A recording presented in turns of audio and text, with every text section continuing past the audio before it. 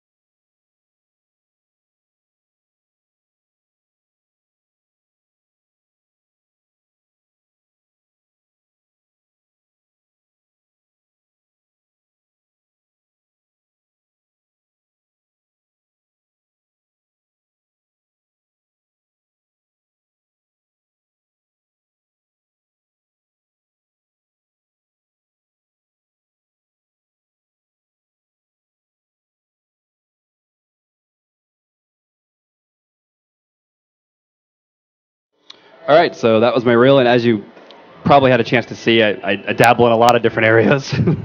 But visual effects I really, really enjoy, and once I got into Cinema 4D, I found a lot of people use it for motion graphics, as I'm sure you're aware, a lot of title effects, and just it's used in motion graphics everywhere. But when I picked it up, I said, why can't it be used for visual effects? And you know, I kind of haven't stopped doing that at this point. I've worked on some feature films, music videos, currently visual effects supervising a feature film right now, which I is able to come out here for a week to take a break, and I'm going back on set right after this. But yeah, no, Cinema 4D is a really powerful package and just allows me to get in there and kind of really do anything. I can get in there and do fluid simulations, particle stuff. I can get in there and do rigging. Now it has sculpting. Now it has match moving, 3D tracking with R16. And just really has everything I need to kind of be my one package to stay in, as opposed to jumping around to like 6 different packages and then trying to come back. So it really helps me be an effective generalist. So the first thing I want to talk about is a new feature in R16, which I had mentioned, is 3D tracking, the Motion Tracker. And as you saw in my reel, I've actually done a lot of 3D tracking and match moving. So I have quite a bit of experience. One of the first movie jobs I got was a movie called Duplicity. It had like Julia Roberts and Clive Owen on it, and I did about 5 visual effects shots in that movie, and it was all 3D tracking stuff. So I've been doing it for a long time, and I've used a bunch of different programs.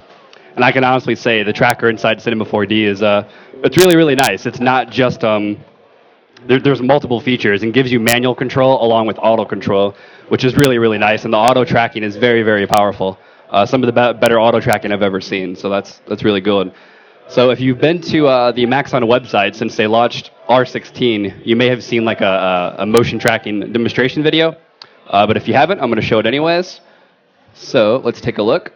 And this is something I worked on with a few people from Maxon. Let's see, probably going to butcher their names. Dimitri, starts with the K, his last name, have no idea how to pronounce it, and Matthias Bauber. And we created this video together. So let's take a look at this.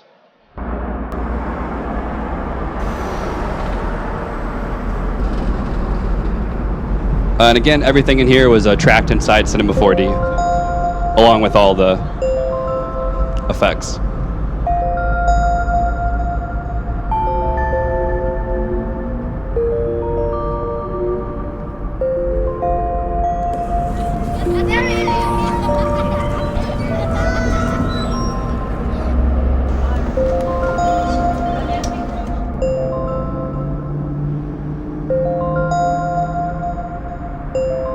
So all those shots were tracked inside Cinema 4D with the tracker, and there's many reasons that's nice. For one, you track your shot, and then you're already inside your 3D program, so you don't have to worry about what format do I export this out of if you're using Synthesize or a different 3D tracker.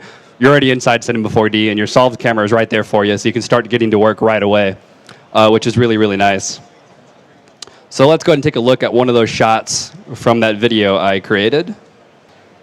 All right, so you can see the shot here. It was a shot on a slider with a Blackmagic camera.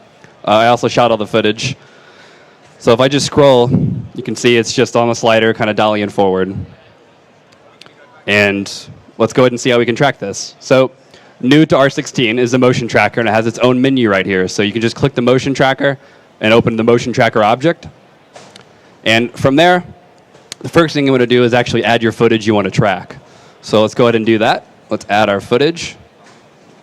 Let me just scroll to my name here. Okay, so here's our footage, and it's an image sequence. Normally, 3D tracking and really just Cinema 4D in general, I recommend working with image sequences as opposed to .movs inside of Cinema 4D. You get faster playback with an image sequence. So let's go ahead and open that up and turn off this background. And so now it opened right inside the Motion Tracker, and we can see it. And the first thing I want to look at is it automatically resamples the footage to about 33%, and this is 1080p footage. So right now it's being downsampled to 640 by 360, which is nice for, you have a lot of speed scrubbing through the viewport. But when I actually track this, I'm going to increase the resampling so I can get more resolution out of the footage. So I'm going to make this about maybe 75%. We'll do 68, that's fine. So it's about 1320 by 743. And so close to 720p footage, and we can work with that to actually track the footage. So the next thing from here I want to do is actually go to the 2D tracking tab. So here, this is where you have the automatic tracking, where you can just basically click the button and let it do its thing and kind of walk away. Or there's also a manual tracking tab. So the first thing up is auto tracker. I'm going to show you do that. Like I said, I've done a lot of tracking before, and if possible, if you can get auto track within 5 to 10 minutes, then why the heck wouldn't you use that? That's great, as opposed to having to go the manual route. So the first thing I always do is try the auto tracker. So let's go ahead and click the auto track button. And the bottom left of the screen, you're going to see it preloading the footage, so it's caching the footage now. And after that, it's going to go through and add a bunch of 2D tracks to the footage to track it. And then once you have your 2D tracks, you'll go into the reconstruction tab and actually solve the shot. So the 2D tracks are actually really, really important for a 3D solve. If you have great 2D tracks, then you're going to probably get a good 3D solve. So after this is all finished now, it's processing frames, and just like that, we have our 2D tracks, and I can scrub through the footage. And it did a pretty darn good job of me just pushing the auto track button and kind of letting it do its thing. So just looking at it, it looks pretty good. There's, if I was doing the shot for real, there's probably some shots back here or some tracks back here I would delete that I don't think are going to help the 3D solve. So stuff on this tree, I would probably just lasso it, and you can just push the delete button, and you can delete those tracks. So even though I did an automatic track here, I still have the control to actually delete some of these 2D tracks before I go into the 3D solve. So I'm going to delete those for now, and I won't delete any more. I'm just going to move on to the actual reconstruction or solving of the shot. So right here we have the reconstruction tab. So I'm going to click that, and there's a couple things we can look at here. So the first thing I'm going to look at is the focal length. And I'm going to leave it at unknown but constant. I have a pretty good idea of what I shot this actual shot with because I recorded the focal length. But I'm going to leave it at unknown but constant and just see how well Cinema does to solve it, how close it gets to the actual focal length that I used. And for the sensor size, I did not use a 36 millimeter sensor, so I'm going to put it at 22. And that's just a little information you can feed into the solver before you actually solve your shot that's going to help you. So now I'm just going to push Run 3D Solver. And again, the bottom left corner, you can see it's doing its thing. It's running the 3D Solver right now. And normally a good indication, if this takes like 5 minutes, you probably didn't get a good solve. But the faster it solves, more than likely you're going to have a really good solve. So now it's solving right now. It's just chugging away. And so after this solves, it's going to give us a camera inside Cinema 4D that represents the actual camera I used when I shot this shot. And really, 3D tracking is really the groundwork of any visual effects shot. Whatever movie it is, or even if it's motion graphic stuff, and you're inserting motion graphics into some kind of live action plate, the first thing you need is a solid 3D track. Otherwise, you're not going to be able to put 3D objects into the shot. It's just going to fall apart. So, as you can see, after the track finished, it created a 3D camera for us and a bunch of tracks everywhere. So I can just scroll through here. You can kind of see the cameras moving forward. That's precisely what I did on the slider for the shot. So far it's looking good. But of course I'm going to need to actually look through the camera to see how this looks with our shot. So it's going to click here and look through our actual camera. Okay, so things look pretty good. I can click off this and look at the nulls that came from the 3D solve. And everything's sticking. It looks like a good track. But we're not finished yet. So you could technically just start adding stuff to this scene. But again, you want more control, and Cinema 4D allows you to actually add more control. Like for example, I want to actually set a scale for this scene, especially if I'm doing some kind of like dynamics or fluid simulation work. I want to work with a real-world scale. So the first thing I want to do is actually go to the Motion Tracker tag or object, and then add some of the constraints that are now found in R16. And the first constraint I want to add is the planar constraint. So we'll add this, and you see a triangle just appeared on our screen. And what we want to do to this is actually grab this point here and snap it to one of these tracks. Okay, so it just snapped. And we're going to snap it to another one. And basically the idea about this is we're going to kind of define a ground plane for our shot. So let's snap that there. And I didn't do anything else, but let's just scroll through. And you can see this is stuck to the ground. And we're going to use that as a ground plane. And you have some options over here. So for the axis for this, I'm just going to set it on the Y. Let's take a look at our other view here. And we can just scroll. So I'm going to set it on the Y-axis, and you have options to set it on any axis you want, and also reverse it if you like. But the Y-axis, as it is perfect for us. And that really helps us define our ground plane for the shot. But next up, we want to use another constraint. And this constraint is going to be found, again, in the Motion Tracker tags. And this is the position constraint. And what the position constraint does is allow you to define an origin in your scene. So wherever you snap this to whatever track is going to be your origin of the scene, or your 0, 0, 0. So when you create a new object in Cinema 4D, such as an amazing cube, it's going to arrive right at the origin. So let's go ahead and let's make this bigger here. And let's just drag this to this point over here, because I want that to be the origin of the scene. Okay, just like that. And you can define a different parameters in here if you like for your origin, but I'm going to leave it at 0, 0, 0. And the next thing I want to do, because we're getting pretty close, like if I click off here, you can see now the floor grid of Cinema 4D is kind of stuck to the floor, and everything's looking pretty nice. This is a really, really solid track, but we're not quite finished yet. I still want to define a scale for this scene, because these nulls are really, really big right now in front of me, and it looks kind of off. So the next thing I want to do is add one last constraint. And I want to add the vector constraint. So this draws a line for me. And what I want to do with this is similar to the other ones. I want to snap it to 2 different tracks. And here, if you were on set, actually visual effects supervising the shot, you can actually measure 2 points. You bring that back, and you can actually define that measurement inside Cinema 4D to set up all your scale. But even if you didn't measure anything on set, or maybe you weren't there to supervise the shot, or maybe the shot didn't have a supervisor, which often happens, and the whole fix-it-in-post mentality comes, but you can actually drag these to 2 different points and just kind of estimate what the distance would be. So I'm going to drag one here. And let's drag another, we'll say right there. And the next thing I want to do is just switch my preferences, just because I work with feet and inches a lot. So let's go ahead and just change my unit display to feet. Okay, so I defined kind of where I want these 2 tracks to be, or this vector constraint, where I want to measure it. But currently right now, the length says unknown. But this is where I get more manual control here.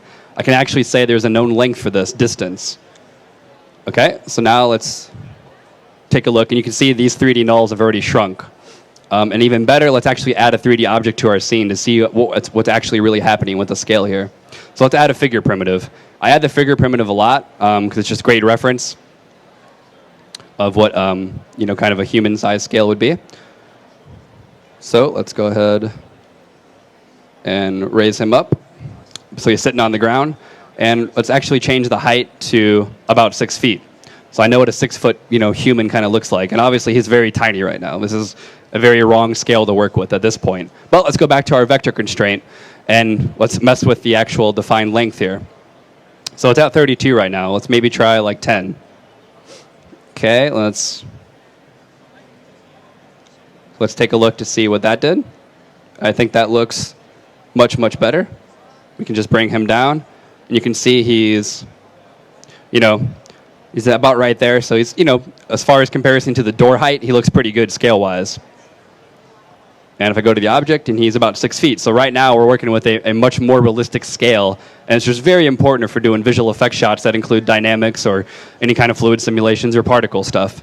So just like that, we got a full 3D track inside Cinema 4D, and now we can start adding objects to it. So I can add, so like in the video, I had that kind of a balloon character, in the background flying around. So I'm just going to add another figure object, and just kind of raise him up, move him over here, and just kind of drag him behind this building. And I can scrub through the shot, and you can see that he's now stuck to the shot. So like I was saying before, 3D tracking is really kind of the ground level of any visual effects shot. If it's going to hold up, you got to have a good 3D track. And 3D tracking is kind of a tedious thing, but actually in Cinema 4D makes it a lot less tedious and pretty straightforward and very powerful. So let me delete these figures really quick. And now let me show you another kind of cool visual effects tip that you can do once you have a 3D track. So of course you can add objects like I just did here, but there's other things you can do with a 3D track.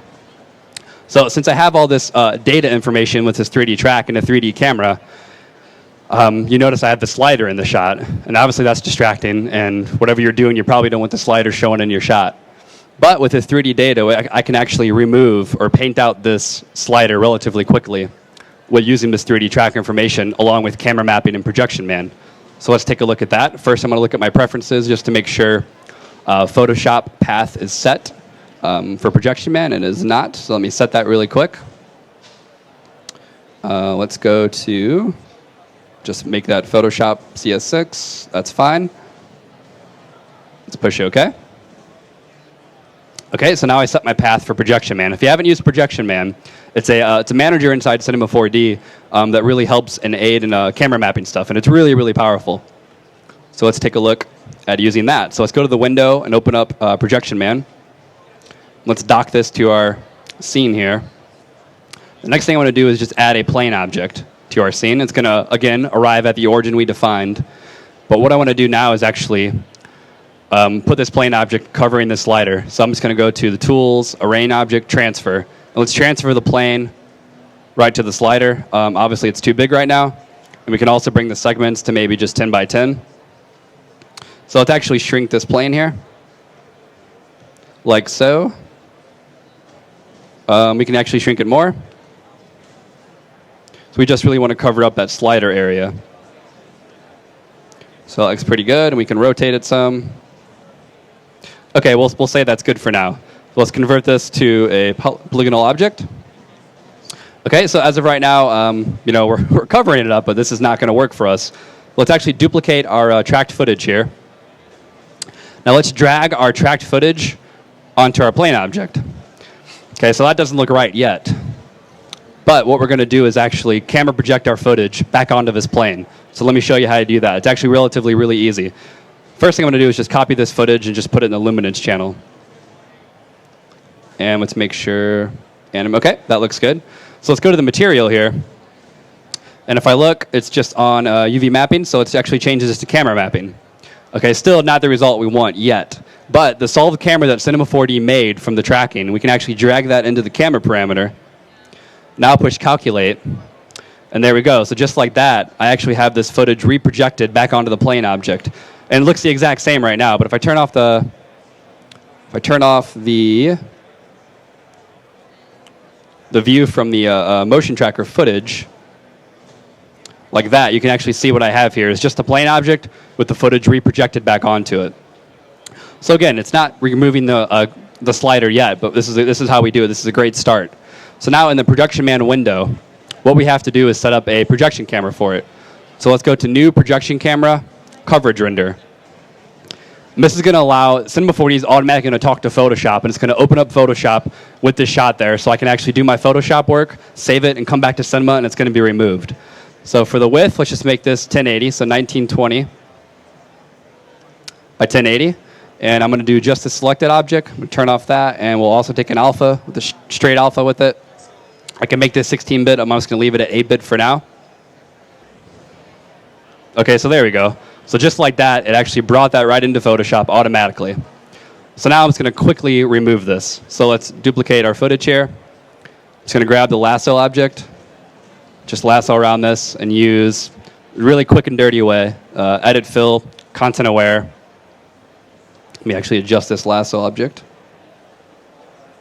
Okay, and then just go to Edit, Fill, Content Aware, push OK. Just go to Select, Deselect. Okay, so there you go. So I moved the slider. This is also great. So this is just a small portion of the shop. You can actually do this whole workflow for creating much bigger clean plates, and it works really well. So let's close this. Let's make sure we save it. Push OK. And let's hop back to Cinema 4D. Let's close this out.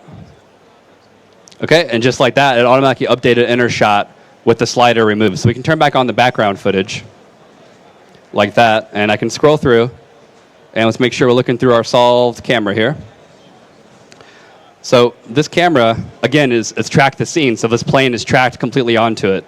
So let's just go back here and just do a quick render really quick. So you can see the slider's gone. So it's a really nice way to remove objects and scenes and create clean plates. Now, of course, for this actual scene, I would probably render this piece separately in After Effects and do some masking to make it look a little bit nicer. But you can see this happens right inside Cinema 4D relatively quickly. So I'm going to close this shot really fast. Or maybe I'll just delete everything here. And I just want to show one more thing with 3D tracking inside Cinema 4D that I just want to show how much control we really do have. Let's go back to the Motion Tracker object. I'm going to close this Projection Man window. Let's bring in the same footage. And don't worry, we're not going to track it again, because I know how exciting tracking a shot is, even though how important it is for visual effects and not the most exciting thing in the world.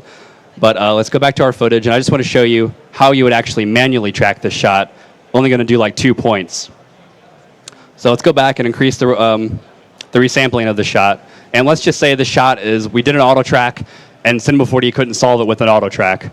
That really means that we need to manually track it now. And Cinema 4D gives you the options to actually manually track it. You don't have to leave your software and go to a different dedicated 3D tracking software. You have it right now inside Cinema 4D.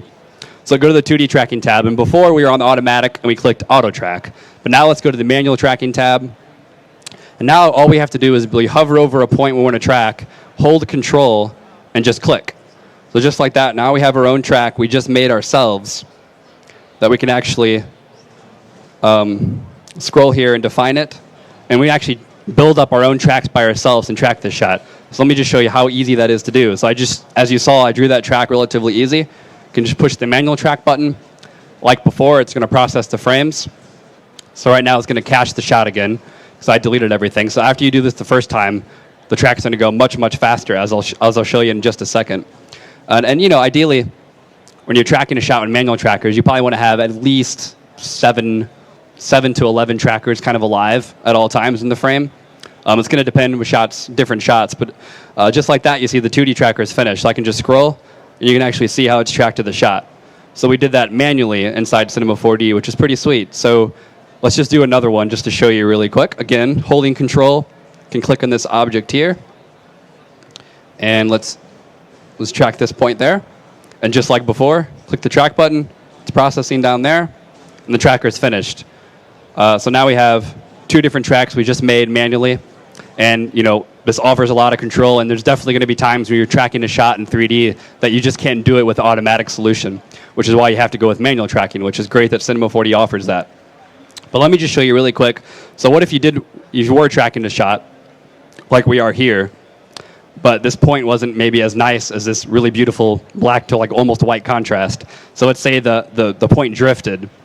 like right around here. So the track was good all the way here, and then it started to drift right there. Like, oh, okay, well, that sucks. Is my manual tracking, am I screwed now? It's like, no, you can actually, there's a really easy way to fix this inside Cinema 4D's 3D tracker. So let's say if it went off point here, all we have to do is actually just drag that back, just like before, and down there you see it's processing frames. It automatically recalculated forward and backwards, or recalculated that mistake right there. So now it fixed itself. I can just move straight and it's perfect. So that's just another great feature inside Cinema 4D with the 3D tracker. Let's close that now. So I quickly want to show another feature inside Cinema 4D, inside R16, and that's the new Reflectance channel. I'm not really like a specialist when it comes to building shaders or anything, but this new Reflectance channel is really, really powerful. You can get results really, really quick. So here's a scene I built in Cinema 4D. Let's go ahead and open it up. It's just some bullets. And let's take a quick render. So it's just some a bullet that I modeled in Cinema 4D and just put in the cloner object, and cloned it. And I actually added dynamics and had them kind of falling down. But this thing I did in like 10 minutes, as far as like the shaders and the reflections and stuff. I have an HDR in the scene and a couple of lights. Nothing complicated at all. But let's just take a look at deleting this texture for one of the, let's see, the shell part. Let's just create that really quick. Let's add the interactive region so I can look at maybe just this sampling part right there. And let's actually turn off the global illumination. Okay, so now, as you saw, I deleted the texture. So let's just quickly create a nice looking reflectance kind of iron steel texture for that. So here's the new reflectance shader right here, channel. So the first thing I'm going to do is actually just remove this. And I'm going to add one of our new features here. I'm going to add the Beckman. And the type, I'm going to leave it at Beckman, and I'm going to try and leave that at average is going to work as well. And just quickly go through this and just change the layer color to maybe something like a yellowish color. Okay, like that. And let's go to the Fresnel here. And let's make this a conductor. And there's a bunch of presets come in here, and let's make it an iron one. Okay, that'll work. And let's actually drag this onto the shell while we're working so we get this interactive thing updating. So I really didn't do much at all, and I already got a pretty nice looking metal texture. And I can add, let's just add one more layer on top of this. Again, with the Reflectance channel, it's completely brand new, and it supports up to 16 different shaders inside, the reflectance shaders inside the channel. So you can actually mix and match and do a lot of different things with it. So let's go ahead and add another one right on top of it. Let's go ahead and make this anisotropic. And now let's actually add a little bit of wear and tear onto the metal, but we're going to do this procedurally. Let's make this a planar projection. And for the pattern, we can just go ahead and make this, we'll make it a box pattern. And for scratches, we'll do primary and secondary. And let's come up here. You can see what I did there with just adding a few features. And let's actually change the roughness here.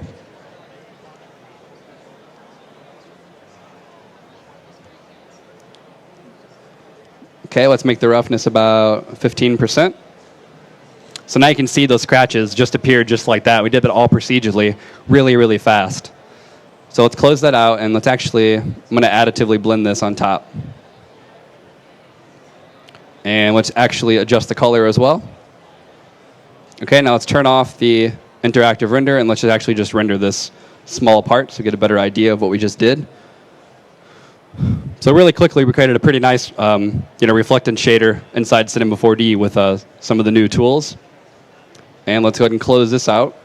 And let's show you one of the other really powerful things that the reflectance shader can do dealing with cloth. So let's go back to this file here. Let's go ahead and open it up. Okay, so here's just some cloth that had simulated, and it landed like on a cube. And I'm going to go ahead and just delete this and create a brand new one, a brand new shader for it. So if I render it now, let me add a darker color for the ground so you have some contrast there. Okay, so let's make a new shader for this cloth. Let's just see how easy this is. So with the reflectance channel, again, I'm just going to remove this. And I'm going to add a Beckman here, for example. And let's actually change this to one of the new woven cloth shader here. So it's a preset built into it. And let's apply this to our cloth. And now we have a whole bunch of options for this.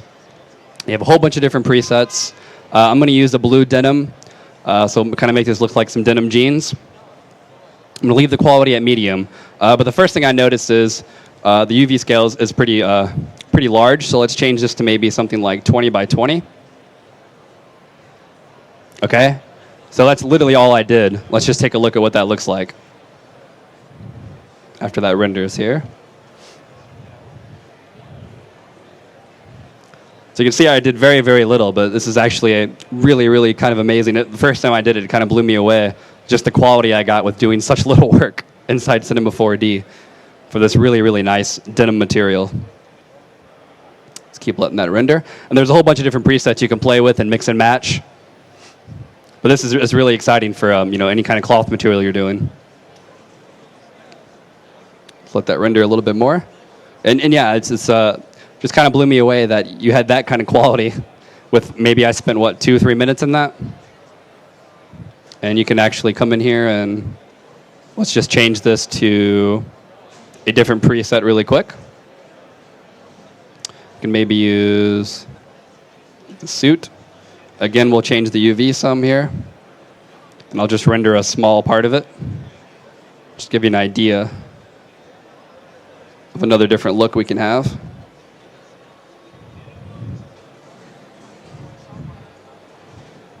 So there we go. As you can see, you just get some really powerful shaders for cloth right inside Cinema 4D.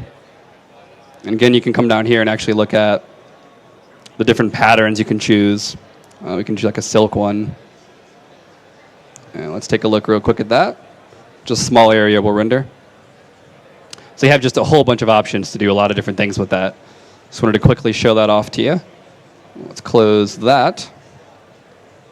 All right, so the next thing I want to show you is, so I showed you a bunch of stuff in my demo reel that, is heavy visual effects things. I do a lot of turbulence FD simulations, do a lot of particle stuff. So let's actually look at a quick start on X-Particles and Turbulence FD. So I'm currently making some training for Hello Lux, which I highly recommend checking out hellolux.com. There's a lot of great training on there. And let's take a look at something I'm kind of working on here. And I need to actually open this in R15. Let's go ahead and close Photoshop while we're doing this. So let's open up R15 where I actually have X-Particles and Turbulence FD installed already. Let's close that. So with this, there's, as you can see, I'm going to have a logo, and the idea for some of the training is I'm going to set it on fire, much like you've seen in like the Hunger Games logo. It catches on fire and different things like that, and a bunch of smoke. And so what I'm going to show here is how quickly we can set this up in Cinema 4D with X-Particles and Turbulence FD. We'll get some smoke emitting from it. So let's just drag that in there. So what we have here is just the logo. And the first thing I want to do is actually add, if you haven't used X-Particles, it's a plugin for Cinema 4D that does really, really powerful particles. Let's just add a system. Let's add a basic setup. So that gives us a basic emitter. But the first thing I want to do is actually change the emitter shape to object, because I want to emit particles from this geometry, or this logo. So let's actually go to object, and let's just drop the logo in for our emitter. You can turn this off.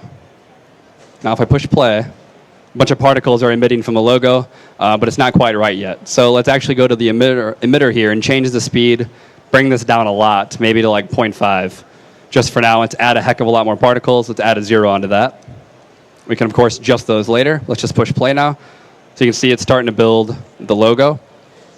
Let's go back to the emitter, and let's change this to polygon area. Let's play it again. So you can see it's starting to build the logo. It did that relatively quickly. Let's scroll this out. And what these particles are going to be a basis for my turbulence FD simulation. So this looks pretty good so far. I may add a modifier in turbulence, or on X-Particles, a turbulent modifier, that is. So let's add a turbulence, and if I push play now, these particles are going to be really, really turbulent. Looks great and all. Not quite what I want yet. But let's go to the turbulence and bring the strength down to maybe 2. And then I'll probably keyframe the actual turbulence as it happens. So maybe I want the turbulence to start at about frame 38. So I'll make this 0 here. Just make a keyframe for the strength. Let's go a few frames forward. Bring this back up to 2. Okay? So now if I push play, now the turbulence happens. You have a lot of control over that. So that looks cool and all. Now let's actually go to the particles itself. Go to the emitter tab here. And let's change a few things with the lifespan.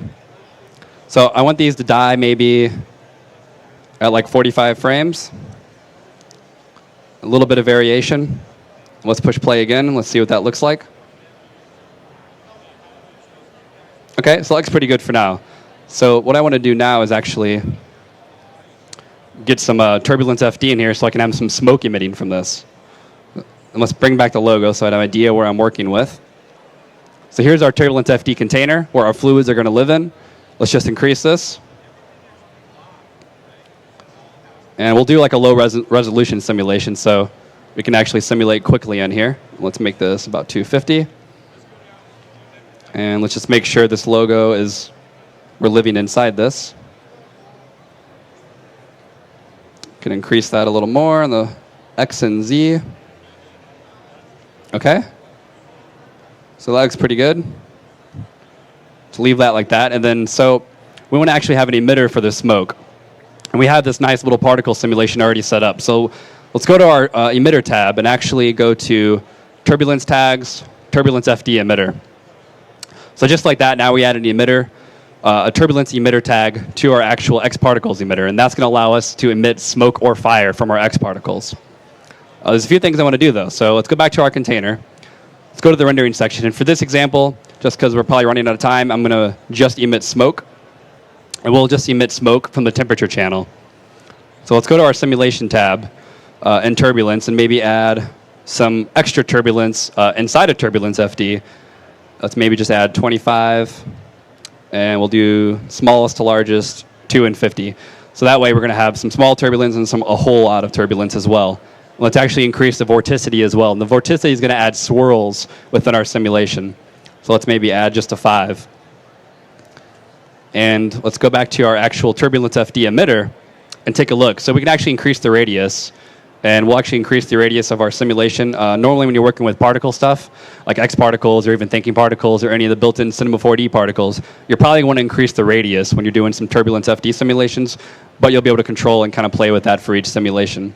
So in this particular simulation, I'm just going to emit from the temperature value, from the temperature channel. So let's add maybe a 1.5 in the temperature channel. So now let's come back to our turbulence FD container, and we can look at the actual voxel size. So the voxel size is at 1 centimeter currently, 12.4 megavoxels. This has to do with your resolution, the definition of your simulation. And at this point, I can increase this or decrease this. Probably for the purpose of this demonstration, I'm going to decrease this so it's not going to be a super high resolution simulation. But that's okay. That'll be fine for us. So let's go back to the rendering tab, just make sure we're good here. And we actually go to the viewport preview, and we can actually start to see a simulation preview as it's simulating. So let's go to our shader, and we're going to do the smoke shader. And if you remember before, in the render tab, I set the mapping to temperature. So let's go back and make sure the channel is on temperature. So that looks good to me. And the one more thing I want to do inside the emitter. So when you're creating fluid simulations, everything has to do with the actual emitter. So whether you're emitting from particles, emitting from a sphere, whatever it is, like your fluid is going to be sculpted by whatever emitter you have. And inside turbulence, there's a nice little volume texture you can add to your emitter, so you can really break up your simulation and add some more detail to your simulation just from the emitter. So I'm just going to add a noise texture to the volume of our turbulence FD simulation. And I can change the noise. We'll change it to that, maybe increase it some and add some contrast. Okay, and just add a little bit of contrast, and I think we've played it with enough settings right now, so let's just actually see what we got for a simulation at this point. I'm going to turn off, hide the logo, make sure we still have some particles doing some stuff here. Okay, and now let's just go ahead and run the simulation. Start cast simulation.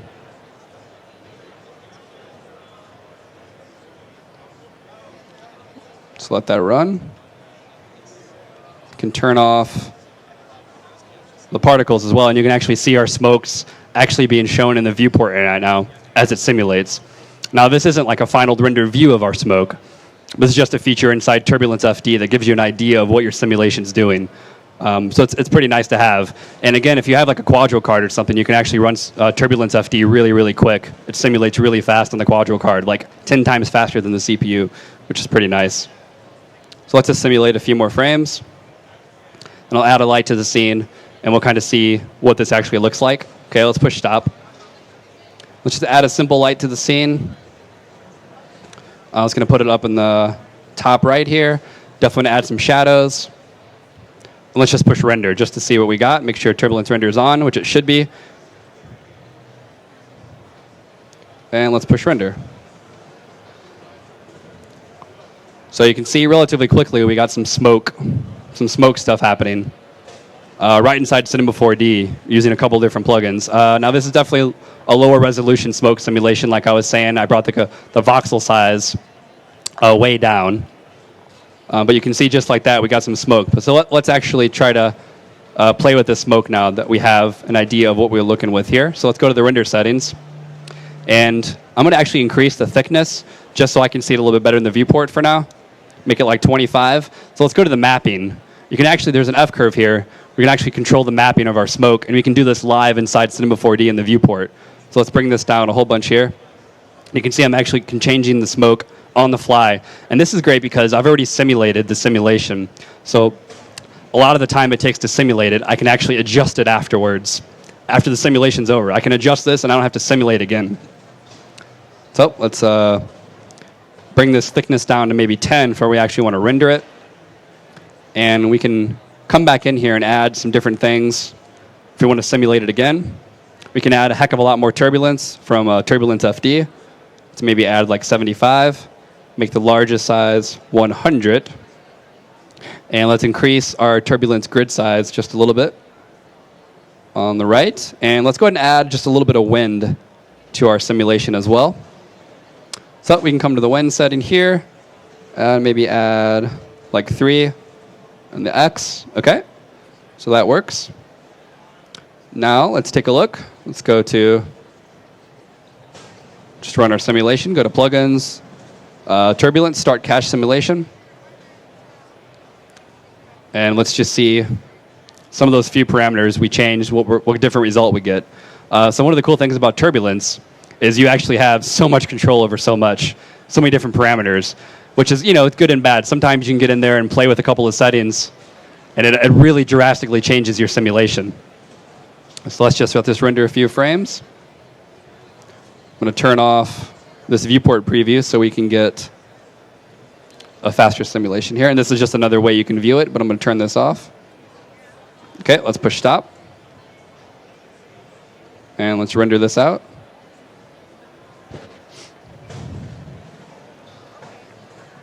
Okay, it's decent. I mean, obviously it's really low resolution, and there's a lot of different things happening here. We can come back in here, and often when you're working with particles, you want to increase the step size for your solver, so you don't have stepping between when your particles are moving. So let's maybe just increase this to like 3. And let's go back to our emitter tab for turbulence, and let's actually play with this volume texture a little bit. Let's add a heck of a lot more contrast. So now we won't have as many particles, and it's to be a little bit more random. You can also actually animate the noise on turbulence inside the emitter. And let's see, we could add internal forces, but we don't need to, I don't think, at this point. And maybe let's increase our actual turbulence and X-Particles. So at this point, you have so many different options because you can control the modifiers and X-Particles on top of all the parameters inside Turbulence FD to really sculpt what kind of simulation you want. So let's increase this strength to like 4.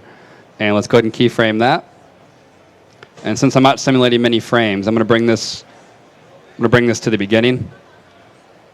Okay, and let's go ahead and simulate that really quick before our time runs out. Let's push start. Let that go. I turned off the previews inside the viewports just so it simulates faster, just for the demo purposes, of course. So let's let that go for maybe 10 more frames and see where we're at. And again, this is if you look at the grid size, we're with 224 by 189 by 54, and it's 2.3 megavoxels. So this is a very low resolution simulation. You would definitely want to crank that up a heck of a lot more. A lot of productions I've worked on, I probably don't have anything less than 100 megavoxels. I mean, it all depends. It really all depends. I've done stuff with 50 megavoxels, and you can still get some good detail in there. And there's a lot of tricks you can do with just adding turbulence inside your Turbulence FD simulation, just to get things more turbulent and moving around. So let's let that simulate for just a few more frames. Let's push stop and just take a look at what we got. Let's take a render. So you can see it's drastically different. Part of it is different because the emitter we really increased the contrast, so particles are only coming out in certain places. And it's just a lot more turbulent overall. And let's go ahead and let's see if we can increase the resolution a little bit before my time runs out. There's also another parameter here. So by default, Turbulence has an adaptive container. So whatever resolution you set, it's going to adaptively grow inside the container. But you can actually turn off the adaptive container as well. And what that means is your simulation is going to start at 9 megavoxels and stay at 9 megavoxels throughout the resolution. Okay, well, I hope you guys enjoyed it. My time has run out. I could keep talking for hours, but I have to stop. All right, let's give a round of applause to Josh Johnson, ladies and gentlemen.